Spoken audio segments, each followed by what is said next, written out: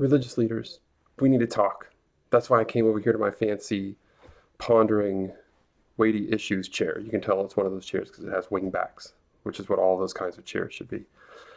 Uh, we've got this misconception about what's going on in the world with 13 to 25-year-olds, with the young people that are in your congregations, that are in your communities, that are on your campuses.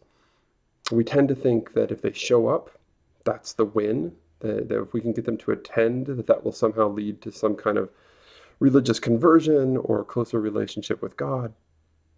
And the data for that are just not clear. I'm Josh Packard, the executive director of Springtide Research Institute, and we've just completed this big study called Belonging, Reconnecting America's Loneliest Generation. And what's inside of that report is astonishing. And one of the things that it confirms is that attendance just doesn't make the kind of impact that you're hoping that it will. And we dig into why that is.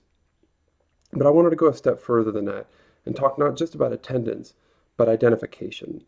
So when we asked young people, do you attend worship services? And they told us, we also asked them, have you become more or less religious over the last year?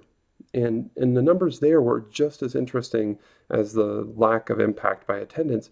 In particular, what we found is that of the young people who were lonely, stressed, isolated, etc., 1/3 of them had become more religious over the last year. In other words, they were leaning into their religion, but it wasn't making them more connected or have a greater sense of belonging. I think that's a distinct problem. I think that's an issue that you have the ability to do something about, and I want to show you quickly what you can do about it. So, see if we can get the pages right here.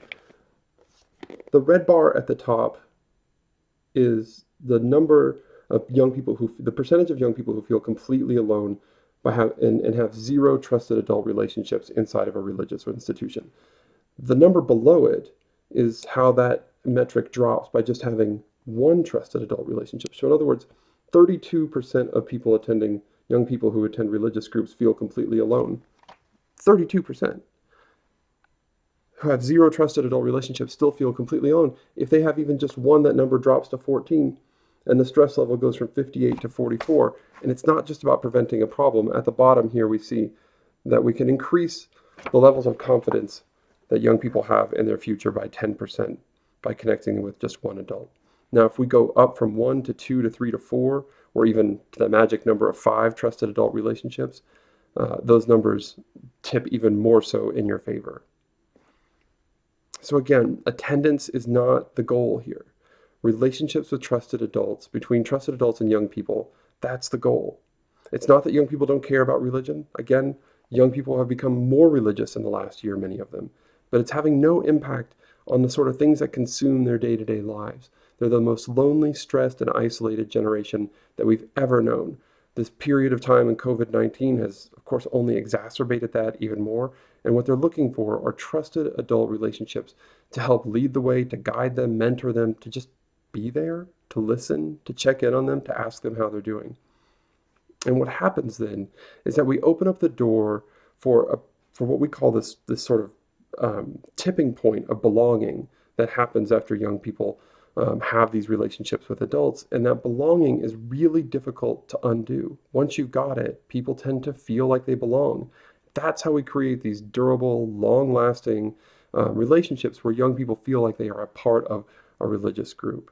So if you're an adult out there, if you're a religious leader, and you've got young people in your community, you've got young people in your congregation, you've got young people who come to your worship services, don't think that that's enough.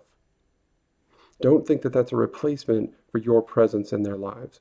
What we need right now, more than ever, maybe, are adults who are intimately involved in young people's lives as trusted guides.